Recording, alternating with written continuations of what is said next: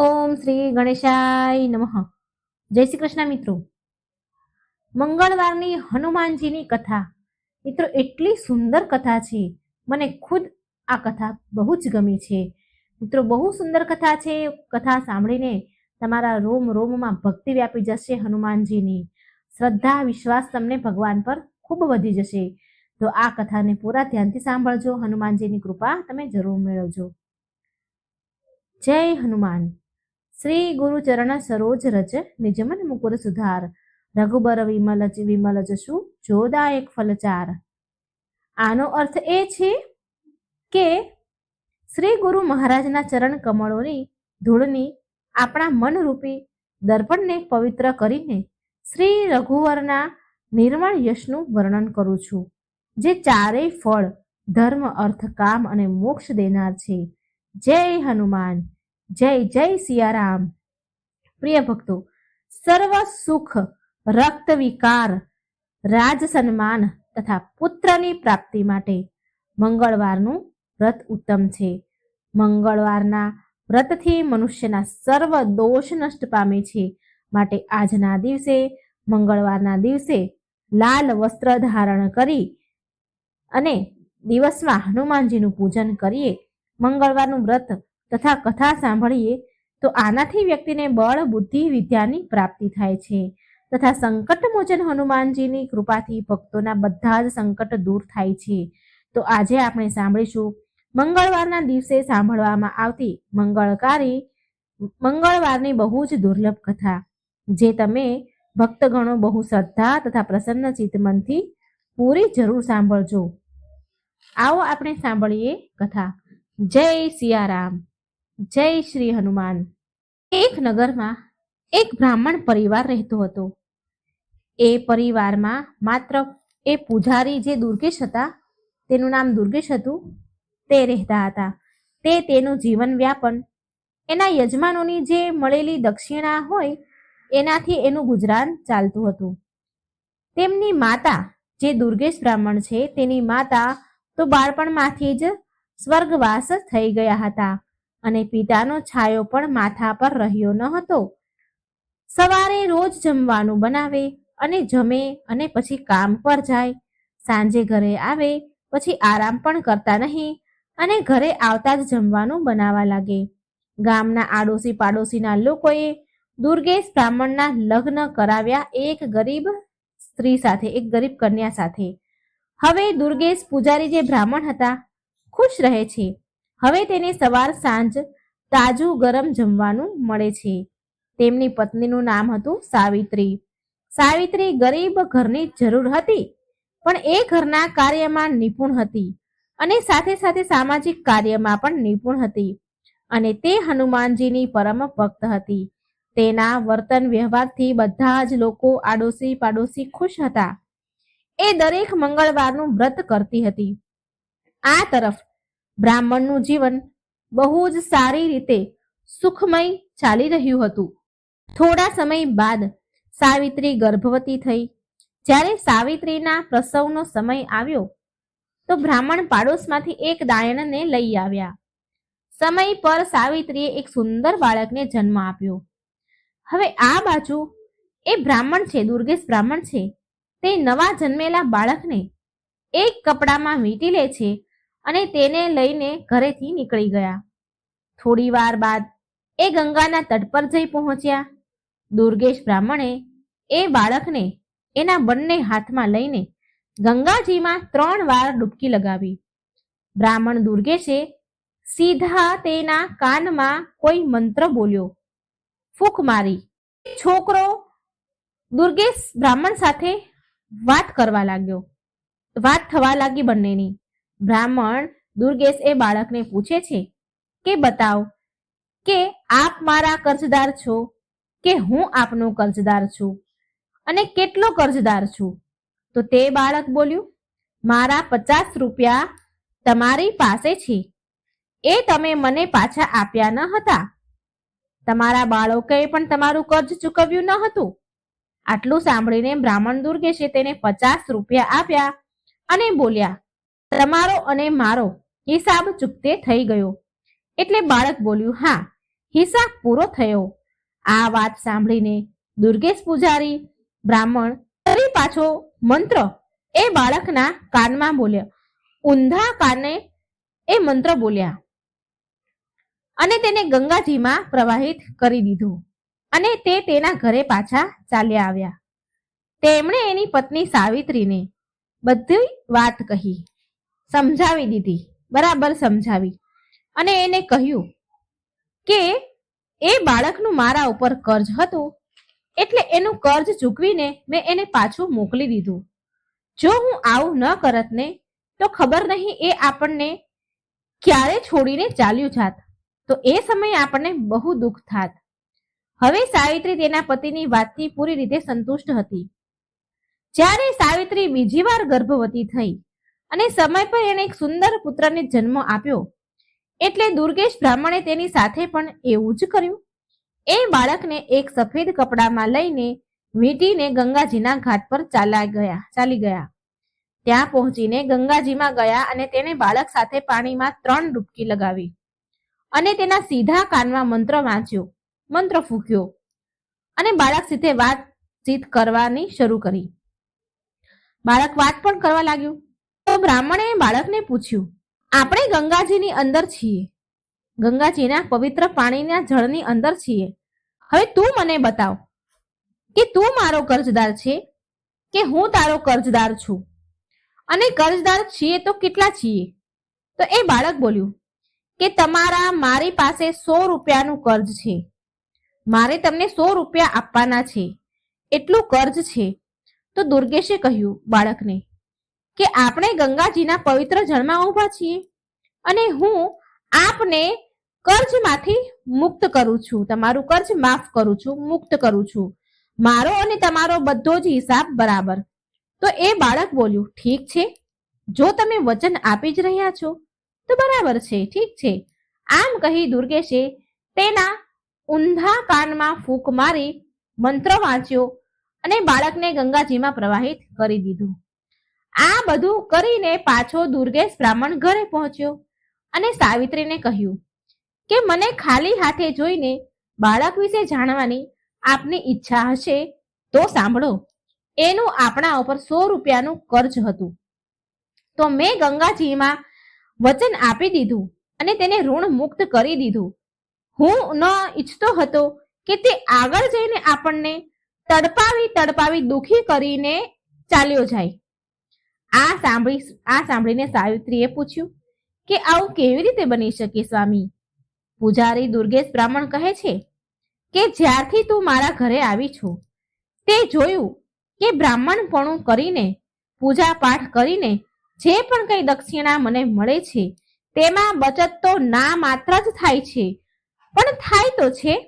સવારે આપણા 100 રૂપિયા ચૂકતા કરીને એ બાળક આપણને છોડીને ચાલ્યો જાત અને આપણે આ જીવન એ દુઃખમાં જીવતા રહેત.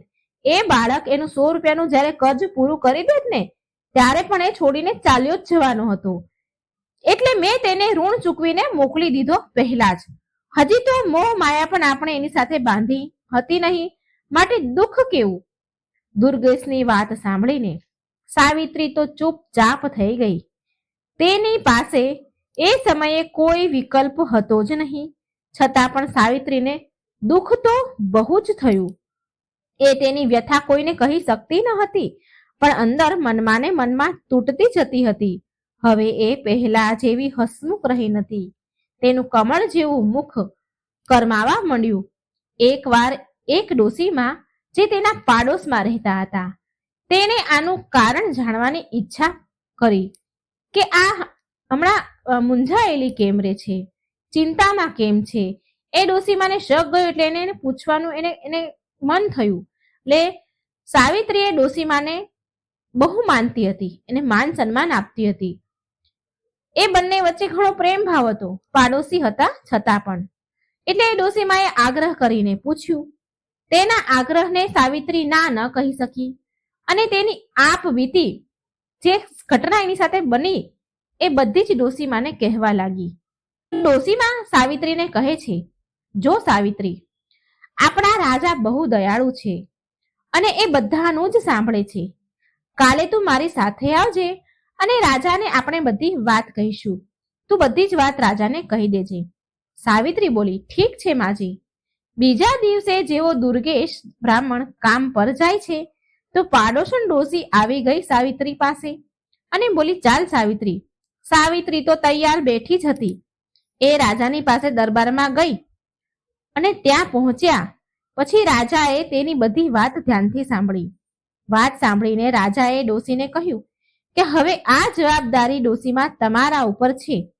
માજી, આગળ જ્યારે આ સાવિત્રીને બાળક થવાનું હોય ત્યારે તમે મને સમાચાર આપજો.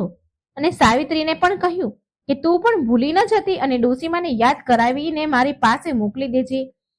આમ આશા ભર્યા બંને ઘરે આવી ગયા, ડોસીમા અને સાવિત્રી. સાવિત્રી અને પાડોશન ડોસીને રાજા પાસેથી આશ્વાસન મળ્યું અને પછી બંને નિશ્ચિત થઈ ગયા. ડોસી તો પૂરી રીતે અસ્વસ્થ હતી, પણ સાવિત્રીએ તેના મૃત્યુ પામેલ બંને સંતાનો વિશે વિચારીને જ બધું યાદ કરી રહી હતી.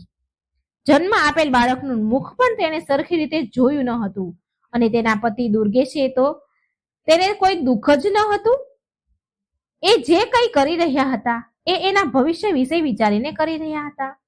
દુર્ગેશ તેના અસીમ પ્રેમ અને સ્નેહથી સાવિત્રીને મહાન દુઃખથી એને બહાર કાઢી દીધી હતી, ઉગારી લીધી હતી. હવે બંનેમાં ફરી પરસ્પર પ્રેમની ધારા વહેવા લાગી અને સાવિત્રી ફરીથી હનુમાનજીની પૂજા અર્ચના કરવા લાગી. આનો પ્રતાપ એ થયો કે સાવિત્રીએ ત્રીજી વાર ગર્ભધારણ કર્યું. સાવિત્રીએ તેના પાડોશ ડોસીના માધ્યમથી રાજાને આ સમાચાર મોકલાવી દીધા. રાજાએ તેમને સમજાવી દીધું કે ચિંતા ન કરે, જ્યારે પ્રસવ થવાનો હોય ત્યારે મને સૂચના આપી દેજો, હું બધું જ મારી રીતે સંભાળી લઈશ. સાવિત્રી તો ઘણી ખુશ થઈ અને ખુશ થવાની સાથે સાથે સાવિત્રી દુઃખી પણ હતી, જૂની યાદો યાદ કરીને હેરાન પણ હતી. એ હરેક સમયે તેના ત્રીજા સંતાનની ચિંતામાં ડૂબી રહી રહેતી. સમયે સમયે પેલા પાડોશીના ડોશીમાં આવીને સાવિત્રીને સમજાવતા. આવી રીતે ધીરે ધીરે ગર્ભા અવસ્થા પૂરી થઈ અને પ્રસવનો સમય આવી ગયો. સાવિત્રીએ દુર્ગેશને કહ્યું કે તમે પાડોશીમાં રહેતા પેલા ડોશીમાને મારી પાસે છોડીને દાયણને બોલાવો. દુર્ગેશ પૂજારી પાડોશમાં રહેતા આ ડોશીમાને તેની પત્ની પાસે મૂકી ગયા અને દાયણને બોલાવા જાય છે. સાવિત્રી ડોશીમાએ કહ્યું કે તમે રાજાને ખબર આપી દો. સાવિત્રીએ ડોશીમાને કહે છે કે તમે જલ્દીથી જલ્દી રાજાને ખબર આપી દો, મારો પ્રસ્તુતિનો સમય આવી ગયો છે, માટે જ મેં તમને પહેલા બોલાવી લીધા છે. જ્યાં સુધી દાયણ આવે એ પહેલા ત્યાં સુધી તો રાજા પણ વેશ બદલીને દુર્ગેશના ઘરની પાસે પહોંચી ગયા અને આમ તેમ આટા મારવા લાગ્યા, જેમ કોઈને શક ન પડે તેમ. થોડા સમય બાદ બાળકના રડવાનો અવાજ આવ્યો ત્યારે પૂજારી દુર્ગેશ અંદર ગયા અને એક સાફ નવા કપડામાં તેને લઈને ઘરેથી નીકળી ગયા. જ્યારે રાજાએ દુર્ગેશને બહાર નીકળતા જોયો તો રાજા પણ તેનાથી થોડું અંતર રાખીને ચાલવા લાગ્યા. દુર્ગેશને ખબર ન પડે એમ તેનાથી થોડા દૂર ચાલતા હતા. થોડા સમય બાદ દુર્ગેશ ગંગાના તટ પર પહોંચ્યો બાળકને લઈને અને એ ગંગાજીમાં અંદર પાણીમાં ગયો, જળમાં ગયો અને કમર સુધી પાણીમાં જઈને ઊભો રહી ગયો. પછી દુર્ગેશે એ બાળક સાથે 3 ડૂબકી લગાવી અને તેના સીધા કાનમાં કોઈ મંત્ર ફૂંક્યો. હવે બાળક વાત કરવા માટે સક્ષમ હતું એટલે દુર્ગેશે એને પૂછ્યું કે બતાવો, આપનો મારા પર કર્જ છે કે મારો તમારા ઉપર કર્જ છે, અને કર્જ છે તો કેટલો છે? એટલે એ બાળક બોલ્યું કે મારું તમારા ઉપર કર્જ છે, મેં તમારી પાસેથી પૈસા લીધા હતા અને એ ચૂકવવાના બાકી છે. મારા સંતાનોએ પણ આ પૈસા તમને ચૂકવ્યા ન હતા, એટલે મારું તમારા ઉપર 50,000નું કર્જ છે. દુર્ગેશે તેના મનની તસલ્લી માટે બાળકને ફરીવાર પૂછ્યું, જોઈ લે, આપણે ગંગાજીમાં ઊભા છીએ, સાચું સાચું બોલજે, નહીં તો ગંગાજીમાં ઊભા છીએ તો પાપ લાગશે. આ સાંભળી બાળક બોલ્યું કે હું સત્ય કહું છું કે મારી ઉપર તમારા 50,000 રૂપિયાનું કર્જ છે, મારે તમને ચૂકવવાના છે. પૂજારી દુર્ગેશે બાળકના ઊંધા કાનમાં મંત્ર ફૂંક્યો અને બાળક તેના અસલ રૂપમાં આવીને રડવા લાગ્યું. આ બધું જ રાજા દૂર ઊભા રહીને જોઈ રહ્યા હતા. હવે દુર્ગેશે બાળકને ગંગાજીમાં ડૂબકી લગાવવાનું શરૂ કરી દીધું અને પછી બહાર નીકળી ગયા. રાજા કઈ કરે તે પહેલા દુર્ગેશ બાળકને કપડામાં લપેટીને જળથી બહાર નીકળે છે અને કિનારા પર આવી ગયા. હવે પૂજારી તે બાળકને લઈને તેના ઘર તરફ જવા નીકળી જાય છે. રાજાના મનમાં હવે એ જાણવાની ઉત્સુકતા વધી રહી હતી કે અંતે આણે પહેલા બે બાળકને ગંગાજીમાં પ્રવાહિત કેમ કરી દીધા હશે. માટે રાજા તેના અસલ રૂપમાં આવીને દુર્ગેશને રોકી લે છે. રાજાને જોઈને દુર્ગેશે પ્રણામ કર્યા. રાજાએ દુર્ગેશને પૂછ્યું કે મને એ કહો કે તારે આગળ બે બાળક થયા, એ બાળકને તે ગંગાજીમાં કેમ પ્રવાહિત કરી દીધા? દુર્ગેશ બ્રાહ્મણ બોલ્યા, મહારાજ, તમે એ વાતને સારી રીતે જાણો છો કે એક બ્રાહ્મણને દક્ષિણામાં શું અને કેટલું મળે છે. કોઈ સવા શેર આપે છે, કોઈ થોડું ઘણું અનાજ આપે છે. તેનાથી પેટ પૂજા તો થઈ જાય છે, પૈસા બચાવવાની તો વાત દૂર રહી. માટે મેં મારી વિદ્યાથી એ બંને બાળકોને પૂછી લીધું હતું કે એનું મારા ઉપર કેટલું કર્જ છે કે મારું એના ઉપર શું કર્જ છે. તો એમાંથી પહેલા બાળકનું મારા ઉપર કર્જ હતું, બીજા બાળકને મારું કર્જ હતું, બીજા બાળક પર મારું કર્જ હતું. એ કર્જ એટલું હતું કે એ બંનેને મેં ચૂકવી દીધું. એકનું 50 રૂપિયા હતું, એકનું 100 રૂપિયા હતું. એ બંનેનું કર્જ ચૂકવાઈ ગયું અને પછી મેં એમને છોડી દીધા. એ બંનેનું કર્જ થોડું હતું એટલા માટે એ ગમે ત્યારે જો ચૂકવાઈ જાત તો એ છોડીને ચાલ્યા જ જવાના હતા. તો આવી રીતે અમને માયા લગાડી અધવચ્ચેથી મૂકીને ચાલ્યા જાય અને અમારી કમર તૂટી જાય. માટે એ બંનેનો હિસાબ મેં ચૂકતો કરી દીધો અને ત્યાં જ ગંગાજીમાં પ્રવાહિત કરી દીધા. રાજા બોલ્યા, તો પછી આને કેમ બચાવ્યું? દુર્ગેશ પૂજારી કહે છે, આ બાળકનું કર્જ 50,000 રૂપિયા કર્જ છે, એને મને ચૂકવવાના છે. એના ઉપર મારું 50,000 રૂપિયાનું કર્જ છે.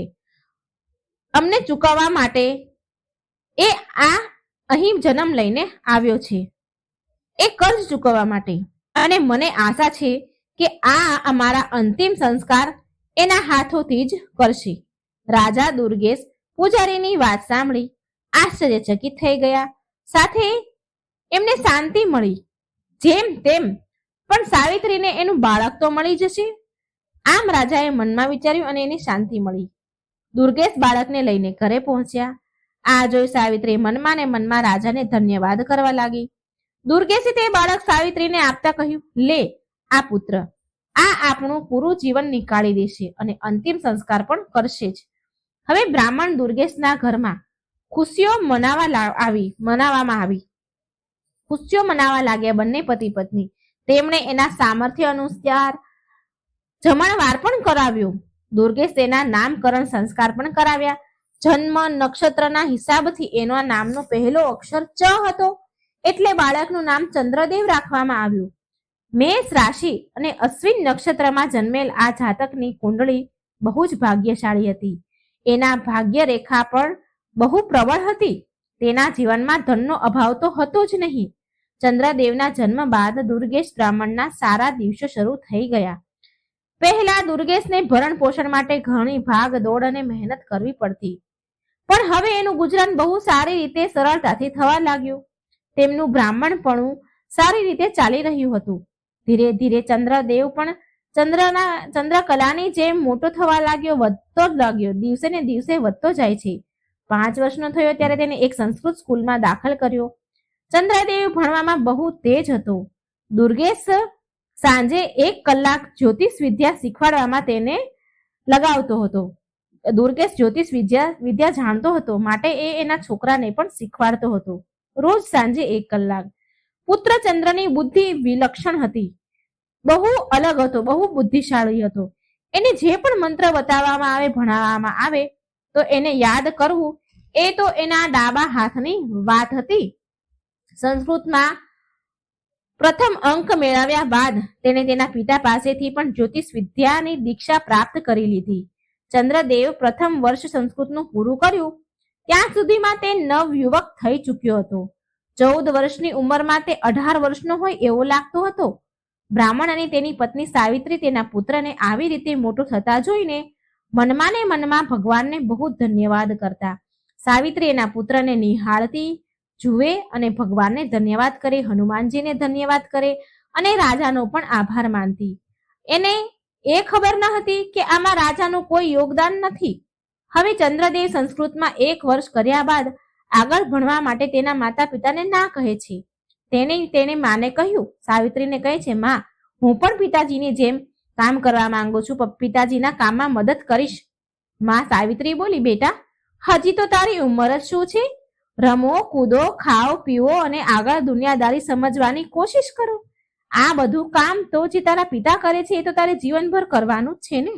એટલે ચંદ્રદેવ બોલ્યો, જો માં, મારે બ્રાહ્મણપણું કરવાનું જ છે, તો પછી કેમ અત્યારે નહીં?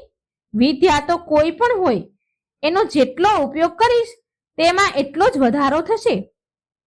કાલે પૂર્ણિમાનો દિવસ છે, તો હું કાલથી જ કામ શરૂ કરી દઈશ.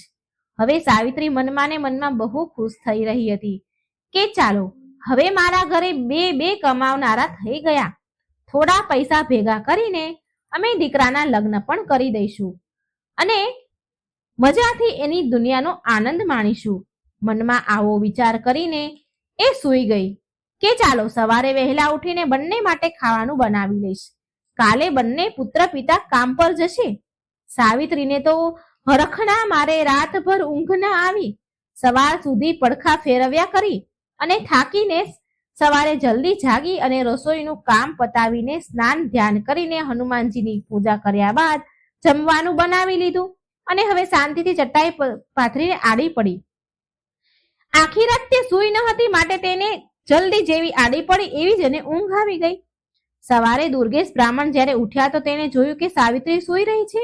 તો એ કોઈ અનહોનીની ચિંતામાં ડૂબી ગયા. તેણે સાવિત્રીને જગાડીને પૂછ્યું, અરે ભાગ્યવાન, તબિયત તો ઠીક છે ને? તેના કપાળ પર એને હાથ અડાડીને જોયું તો સાવિત્રી બોલી, સ્વામી, મારી તબિયત તો બિલકુલ બરાબર છે. થોડી વહેલી ઉઠી ગઈ હતી એટલે કામ બામ પતાવીને હું પાછી સૂઈ ગઈ. તમે તમારા નિત્યકર્મ કરો, જમવાનું તૈયાર છે. એટલામાં ચંદ્રદેવ પણ જાગી ગયો અને નિત્ય કર્મ કરવા લાગ્યો અને બંને પિતા પુત્ર તૈયાર થઈને આવી ગયા. સાવિત્રીએ બંનેને આસન પાથરીને તેમને જમવાનું પીરસ્યું. બંનેએ ભોજન કર્યું અને બપોરનું જમવાનું સાથે જે ટિફિન કહીએ એ સાથે લીધું અને કામ પર નીકળી ગયા, પિતા અને પુત્ર બંને. ચંદ્રદેવનો પહેલો દિવસ હતો તો એને કોઈ પણ યજમાન એવો ન મળ્યો કે જેનાથી તે કઈ 2 પૈસા કમાઈ તે કાર્ય કરી શકે. ધીરે ધીરે સાંજ પડવા લાગી. ચંદ્રદેવ ઉદાસ મનથી ઘરે આવવા માટે રવાના થયો. થાકેલા પાકેલા પગેથી એ ઘર તરફ જઈ રહ્યો હતો. અચાનક તેના મુખ પર ગરમ ગરમ પાણીના થોડા ટીપા પડ્યા. તેને ઊંચું જોયું તો એક બહુ સુંદર સ્ત્રી રડી રહી હતી. તેના આંસુ જ ચંદ્રદેવના ઉપર પડ્યા. ચંદ્રદેવ ત્યાં ઊભો રહી ગયો અને તેને પૂછવા લાગ્યા કે બહેન, તમને શું દુઃખ છે? મને કહો, બની શકે હું તમારી કોઈ મદદ કરી શકું. ઉપરથી એ સ્ત્રીએ જોયું કે એક નવ જુવાન છોકરો તિલક લગાવેલ છે, રામ નામનું પિતાંબર નાખીને નીચે ઊભો છે. એ બહુ મોટો પંડિત લાગી રહ્યો હતો. ચંદ્રદેવ એને જોઈને એવું લાગતું હતું માનો કે હમણાં જ કાશીથી આવ્યો હોય. અરે, એ સ્ત્રી બોલી, અરે, તારા જેવા કેટલાય આવ્યા અને ઠગીને ચાલ્યા ગયા છે. મારો તો વિશ્વાસ જ ઉઠી ગયો છે તારા જેવા ઢોંગીઓથી, પંડિતોથી. ઉપરથી આટલું સાંભળી ચંદ્રદેવ બહુ વિચલિત થયા અને મનમાં વિચાર કરે છે કે મને આ સ્ત્રી પાસેથી કંઈ ન મળે ને તો કંઈ નહીં, પણ હું એના દુઃખનું કારણ જાણીને તેનું સમાધાન જરૂર કરીશ. ઉપરથી એ સ્ત્રી બોલી કે હું તને 1 પૈસો નહીં આપું દક્ષિણામાં. ચંદ્રદેવ બોલ્યા, માતાજી, નીચે તો આવો અને તમારો હાથ બતાવો અને શું સમસ્યા છે એ તો કહો. પછી એ સ્ત્રી નીચે આવીને કહેવા લાગી, જુઓ, હું પહેલેથી જ કહી દઉં છું કે હું કોઈ પણ દાન દક્ષિણા નહીં આપું. ચંદ્રદેવ બોલ્યો, હું કોઈ ઢોંગી નથી. આ શહેરનો નિવાસી દુર્ગેશ પૂજારીનો પુત્ર છું. મારું નામ ચંદ્રદેવ છે. હું એક જ્યોતિષ છું. અહીં આ મહોલ્લામાં જ રહું છું. અને હા, બીજી વાત કે હું તમને રડતા જોઈ દુઃખી થયો છું એટલે પૂછી લીધું. હવે એ તમારી મરજી કે તમારે જાણવું છે કે નહીં? એ સ્ત્રી બોલી, ઠીક છે, તું જે પણ કહે, પણ હું તને કહી દઉં છું, સમજી લેજે કે હું તને એક પણ પૈસો આપવાની નથી. ચંદ્રદેવ કહેવા લાગ્યો, ઠીક છે બહેન, હું ક્યાં પૈસા માંગી રહ્યો છું? તે સ્ત્રી બોલી, ઠીક છે, જો તમારી વાત સાચી નીકળી તો હું તમારા ઘરે દક્ષિણા મોકલાવી આપીશ. ચંદ્રદેવ બોલ્યો, બતાવો શું સમસ્યા છે? એટલે એ સ્ત્રી બોલી કે મારા પતિ પરદેશ ગયા છે, 4 વર્ષ થઈ ગયા એને ગયાના, પણ હજી સુધી પાછા નથી આવ્યા અને એને ન કોઈ ખુશી સમાચાર પણ નથી મોકલ્યા. તેમણે હું માત્ર એ જાણવા માંગુ છું કે એ ઠીક તો છે ને, અને ક્યાં સુધી તે પાછા આવશે, ક્યારે પાછા આવશે? ચંદ્રદેવ બોલ્યા કે તમે 2 પ્રશ્ન પૂછ્યા છે, આ 2 માંથી તમારે કયા પ્રશ્નનો ઉત્તર પહેલા જાણવો છે? એ સ્ત્રી બોલી, મારે બંને પ્રશ્નના જવાબ જાણવા છે. ચંદ્રદેવ બોલ્યા, બંનેના પ્રશ્નના જવાબ નહીં આપું. તો તે સ્ત્રી બોલી, કેમ? તો ચંદ્રદેવ બોલ્યો, હું મફતમાં માત્ર એક જ પ્રશ્નનો ઉત્તર આપીશ. હવે તમે નક્કી કરો કે કઈ વાત પૂછવા માંગો છો? તે સ્ત્રી બોલી. ચૂપ થઈ ગઈ થોડી વાર તો, અને વિચારવા લાગી કે કયો પ્રશ્ન પૂછું. જો એ અહીં આવશે, મને દેખાશે, તો જરૂર સ્વસ્થ જ હશે ને, અને સ્વસ્થ હશે ત્યારે તો એ આવશે. આમ વિચાર કરીને તે સ્ત્રી બોલી કે તમે માત્ર મને એ કહી દો કે મારા પતિ ક્યારે આવશે. ચંદ્રદેવ તેમની પત્રી નીકાળે છે અને તેમાં જોવા લાગ્યા. તેમની આંગળીઓથી ગણના કરવા લાગ્યા. લગભગ અડધો કલાકની ગણના કર્યા બાદ ચંદ્રદેવ બોલ્યા, સાંભળો સાંભળો, તમારા પતિ આજે રાત્રે આવી જશે. એ સ્ત્રી બોલી કે શું પાગલ થઈ ગયો છે તું ઢોંગી? મને ગાંડી બેવકૂફ સમજે છે શું? ચંદ્રદેવ બોલ્યા, આવું કેમ કહો છો તમે? તો એ સ્ત્રી બોલી કે તમારે પૈસાની લાલચ લાગે છે એટલે તમે આવું કહો છો. ચંદ્રદેવ બોલ્યો, બહેન, જ્યારે મેં કહી દીધું કે પૈસા વગર જ હું પ્રશ્નનો જવાબ આપીશ, તો પછી તમે આવું કેમ કહી રહ્યા છો? એ સ્ત્રી બોલી કે અત્યાર સુધીમાં કોઈએ મને આવો જવાબ નથી આપ્યો, આવું નથી બતાવ્યું. ચંદ્રદેવ બોલ્યો, બહેન, હું જ્યોતિષ છું, કોઈ ઠગ નથી. અત્યાર સુધી તમારા ઠગો સાથે પાલો પડ્યો હશે, પણ હું મારી વિદ્યાના અનુસાર બતાવી રહ્યો છું કે તમારા પતિ રાત્રિના 12 વાગ્યા સુધીમાં આવી જશે. એ સ્ત્રી બોલી કે જો તમે સાચું કહી રહ્યા છો તો બરાબર છે, પણ મેં ઘણી બધી વાર છેતરાણી છું. ઘણા બધા લોકો મને ઠગી ગયા છે, માટે હું કોઈના પર વિશ્વાસ નથી કરી શકતી અને કોઈને પહેલા પૈસા પણ નથી આપતી અને નહીં આપું. ચંદ્રદેવ બોલ્યા, બહેન, મેં તો પહેલા જ કહ્યું હતું કે મફતમાં જ હું તમને કહીશ. મફત મતલબ મફત. જો તમને મારી વાત સાચી લાગે, સાચી સાબિત થાય, તો તમને જે ઉચિત લાગે એ દક્ષિણા તમે મારા ઘરે મોકલાવી દેજો. તે સ્ત્રી બોલી, સારું મહારાજ, શું મારા પતિ આજ રાત સુધીમાં આવી જશે? ચંદ્રદેવ બોલ્યા, હા બહેન, આજ રાત સુધીમાં, આજે રાત્રે ઠીક 12 વાગે તમારા પતિ ઘરે આવી જશે. અને સાંભળો, એ ચાલીને નહીં આવે, એ હાથી ઉપર આવશે અને બહુ બધું ધન લઈને આવશે. તો તે સ્ત્રી બોલી કે તો હું પણ તમને કહી દઉં છું કે તે જેટલું ધન લાવશે તેમાંથી અડધું ધન તમને દક્ષિણા રૂપે મોકલી દઈશ. ચંદ્રદેવ બોલ્યા, તો સારું, હું હવે જાઉં છું. એ સ્ત્રી બોલી, સારું, જાઓ. ચંદ્રદેવ તેના ઘરે જવા નીકળી ગયા. રસ્તામાં વિચારતા જતા હતા કે આજે પહેલો જ દિવસ હતો અને બોણી પણ ન થઈ અને ઉપરથી ઉધાર થયું. આમ વિચારતા વિચારતા ઘરે પહોંચ્યો. હવે સાવિત્રી, જે એના પુત્રની માં છે, સાવિત્રી તેના પુત્રને આવતા જોઈ મનમાં વિચારે છે કે મારો લાડકો આટલો મોડો આવ્યો છે તો કમાણી પણ સારી કરીને લાવ્યો હશે. આમ વિચારીને તેને દરવાજો ખોલ્યો, ચંદ્રદેવને પાણી દીધું અને સાવિત્રી બોલી, બેટા, હાથ મોઢું ધોઈ લે, થાકેલો હશે, જમવાનું તૈયાર છે, જમી લે. સાવિત્રી બોલી, તારા પિતા તારી વાટ જોઈ રહ્યા છે અને ભૂખ્યા બેઠા છે. ચંદ્રદેવે કહ્યું કે સારું માં, હું હમણાં જ હાથ મોઢું ધોઈને આવું છું. થોડી વારમાં ચંદ્રદેવ હાથ મોઢું ધોઈને આવ્યો. પછી સાવિત્રીએ બંને માટે આસન પાથર્યું અને જમવાનું પીરસ્યું. પછી માએ પૂછ્યું, બેટા, કેવો રહ્યો તારો આજનો પહેલો દિવસ? ચંદ્રદેવ બોલ્યો કે માં, બોણી થઈ નહીં, પણ હા, દક્ષિણા ઉધાર છે. માં બોલી, એટલે જ હું કહું છું કે અત્યારે રમી લે, કૂદી લે, તારા પિતાજી કમાય છે ને. પણ તે જીદ કરી, આખો દિવસ આમ જ ભટકતો રહ્યો. ઉધાર છે તો તેને શી ખબર આવે કે ન આવે દક્ષિણા. આમ વાત વાતમાં જમવાનું પતી ગયું અને ખાઈને બધા સૂઈ ગયા. હવે આ બાજુ જે સ્ત્રી હતી એ તેના પતિની વાટ જોઈને બેઠી હતી. વાટ જોતા જોતા રાતના ઠીક 12 વાગ્યા અને સાચુમાં તેનો પતિ હાથી પર બેસીને તેના ઘરે આવ્યો. તેણે દરવાજો ખખડાવ્યો. તેની પત્નીએ દરવાજો ખોલ્યો અને એ આ વિચારીને બહુ પ્રસન્ન થઈ કે હકીકતમાં એ બ્રાહ્મણ બહુ મોટો જ્યોતિષ છે, એને ઇનામ આપવું જ જોઈએ. એટલે તેણે તેના પતિને કહ્યું કે જાઓ અને સૌથી પહેલા તમે એ પંડિત દુર્ગેશના ઘરે જાઓ અને તેનું ઇનામ આપો. મને એના લીધેથી જ ખબર પડી હતી કે તમે આવવાના છો આજે. પછી જ ઘરમાં પગ મૂકજો. હવે એ આદમી, એનો પતિ જે છે સ્ત્રીનો, એ બહુ સમજાવે છે કે ભાગ્યવાન, મને પહેલા ઘરમાં તો આવવા દે. પણ તે સ્ત્રી બોલી, નહીં, પહેલા તમે જઈ અને એ બ્રાહ્મણને દક્ષિણા આપીને આવો, ત્યાં સુધી ઘરમાં પગ ન મૂકતા. હવે એ આદમી કહે છે, ઠીક છે.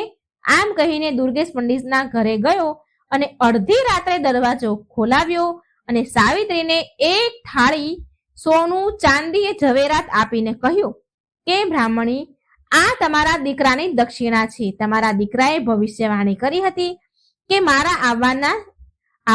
આવવાનો છું. મારા આવવાની ભવિષ્યવાણી તમારા દીકરાએ કરી હતી. એનાથી પ્રસન્ન થઈને મારી પત્ની આ દક્ષિણા મોકલાવી છે. એ આદમી દક્ષિણા આપીને તેના ઘેર ચાલ્યો ગયો.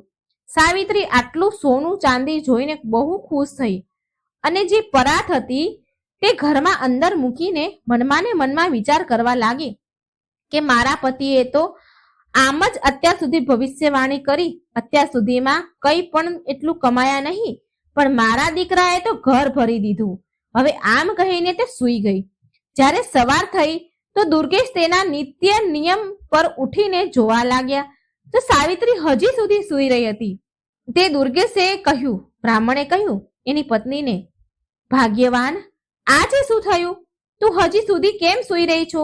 આટલું સાંભળીને સાવિત્રીને તેવર ચડી ગયો અને બોલી કે તમે બહુ વધારે શું કંઈ કમાઈને લાવો છો તે મને કહો છો? મારા દીકરાને જુઓ, મારો દીકરો કાલે પહેલી વાર એટલું કમાઈને લાવ્યો છે કે પૂરું ઘર ભરાઈ ગયું. દુર્ગેશ આ સાંભળીને ચોંકી ગયો અને બોલ્યો કે સાવિત્રી, તું શું બોલી રહી છે? સાવિત્રી બોલી, હા, સાચું કહું છું. તમારા દીકરાએ કાલે જ દક્ષિણા ઉધાર રાખી હતી, જે તેને રાતમાં જ યજમાન પહોંચાડી ગયા છે. આ જુઓ, એક પરાત ભરીને મુદ્રાઓ, સોનું, ચાંદી છે. આ જોઈને દુર્ગેશ એના માથા ઉપર હાથ મૂકીને જમીન પર બેસી ગયો અને રડવા લાગ્યો. આમ કરતા જોઈ સાવિત્રી પૂછવા લાગી, અરે, આ શું કરો છો? દુર્ગેશ બ્રાહ્મણ બોલે છે, અરે સાવિત્રી, પહેલા તું અંદર જોઈને તો આવ કે તારો પુત્ર જીવિત છે કે નહીં. સાવિત્રી તો આંખો મોટી કરી ગભરાઈ અને ભાગીને ઘરની અંદર જોવા ગઈ તો એનો પુત્ર મરેલો પડ્યો છે અને તે જોર જોરથી રડવા લાગી. આ જોઈ દુર્ગેશ બોલ્યો કે મેં કહ્યું હતું ને કે આ પણ પૂર્વજન્મના તેના બધા કર્મ ચૂકવીને આપણાથી મુક્તિ મેળવી લે છે. આગળના 2 પુત્રનું પણ એમ જ હતું. આણે પણ એવું જ કર્યું. મેં તને કહ્યું જ હતું ને કે પૂર્વજન્મના તેના બધા કર્મ ચૂકવીને આપણાથી મુક્તિ મેળવી લીધી આણે, માટે આપણે તેને કમાવા દેવા માંગતા ન હતા. હવે તું હનુમાનજીની પૂજા કર. હવે એ જ આપણને પુત્ર પાછો આપી શકશે. આપણો પુત્ર એનું કર્જ ચૂકવીને ચાલ્યો ગયો. આ સાંભળી સાવિત્રી અન્ન પાણી વગર 1 અઠવાડિયા સુધી ઉપવાસ કરતી રહી. 7 દિવસ પૂરા થયા તો એ મરણ અવસ્થા સુધી પહોંચી ગઈ અને પડી ગઈ. આ જોઈ હનુમાનજી પ્રસન્ન થયા અને વિચારે છે કે જો મેં આ બ્રાહ્મણીને દર્શન ન આપ્યા તો બધા જ ભક્તોનો વિશ્વાસ મારા પરથી ઉઠી જશે આમ વિચારીને હનુમાનજી મહારાજ તેની કુટિયામાં જ પ્રગટ થઈ ગયા અને બોલ્યા, હે બ્રાહ્મણી, તે મંગળવારનું વ્રત કરીને મને બહુ પ્રસન્ન કર્યો છે. તે લગાતાર દરેક મંગળવારના વ્રત નિયમથી કર્યા છે. માંગ, તારે શું જોઈએ છે? સાવિત્રી બોલી, મારે સોનું, ચાંદી, અન્ન, ધન કંઈ નથી જોતું પ્રભુ. મારે બસ મારો પુત્ર જોઈએ છે. હનુમાનજી બોલ્યા કે તેના જે ભાગ્યમાં લખ્યું હતું એ થયું છે. તો સાવિત્રી બોલી, નહીં નહીં નહીં પ્રભુ, પહેલા જ મારા 2 પુત્ર હું ખોઈ ચૂકી છું. મારા પતિએ એનું મને પેટ ભરીને મન ભરીને મોં પણ નથી જોવા દીધું. હું ઈચ્છું છું કે તમે મારા આ પુત્રને મને પાછો આપો. પ્રિય ભક્તો, એ બ્રાહ્મણીની કઠિન તપસ્યાથી પ્રસન્ન થઈને હનુમાનજીએ તથાસ્તુ કહ્યું અને બોલ્યા, જરા અંદર જઈને તો જો સાવિત્રી, તારો પુત્ર તને બોલાવી રહ્યો છે. સાવિત્રીએ જેવો રૂમમાં પગ મૂક્યો, એનો પુત્ર હસતો રમતો એની માના ચરણોમાં પડી ગયો. અને આ રીતે સાવિત્રીના મંગળવારના વ્રતના પ્રતાપથી તેનો પુત્ર તેને પાછો મળ્યો. તો પ્રિય ભક્તો, મંગળવારનું વ્રત અષ્ટસિદ્ધિ 9 નિધિને દેનારું છે. માતા સીતાએ હનુમાનજીને આશીર્વાદ આપ્યા છે કે મંગળવારના દિવસે જો તારું વ્રત થશે, તમારી પૂજા સેવા થશે, તો તેને ધન, પુત્ર, આરોગ્ય બધા પ્રકારના સુખોથી પરિપૂર્ણ એનું જીવન રહેશે. આ દરેક પ્રકારના સંકટોથી તેને મુક્તિ મળશે. તો બોલો બજરંગબલીની જય. જય સિયારામ. જય જય સિયારામ. ઓમ નમઃ શિવાય. મિત્રો, જો મારી વાર્તાઓ તમને સારી લાગે તો લાઈક કરજો, શેર કરજો અને આ ચેનલને સબસ્ક્રાઈબ કરવાનું ભૂલશો નહીં. જય શ્રી કૃષ્ણ. રાધે રાધે. Thank you.